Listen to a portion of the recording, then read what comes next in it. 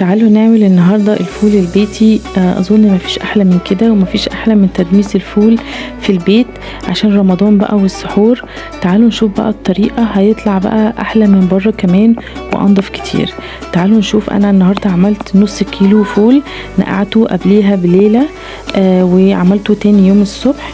نص كيلو فول بشرت عليه. هنجيب بقى القدرة بتاعتنا او حلة او اي حاجة هتدمسوا فيها الفول، وهنزل بقى الفول اللي انا نقعته من بالليل، صفيته من المية بتاعته، وهنزل بقى بجزراية مبشورة، ربع كوباية معلقة كبيرة فول مدشوش عشان ما يلزقش تحت، ربع كوباية عدس اصفر، وطماطمايه 4 قطع كده قطعتها، وكمان ليمونه قطعتها نصين، ومليت القدره. واول حاجه هنعلي عليه النار وبعد كده يغلي، وبعد كده هعمله بقى على نار هاديه خالص لغايه لما يستوي ويطلع زي ما انتوا شايفينه معانا كده.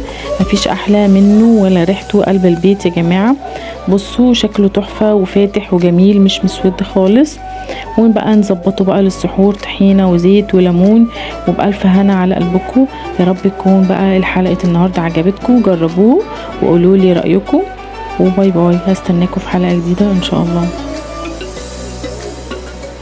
هسيب لكم بقى المقادير كلها في الوصف ان شاء الله، عشان اللي عايز المقادير تبقى مكتوبه هسيبها لكم تحت الفيديو او في صندوق الوصف. والسلام عليكم ورحمه الله وبركاته.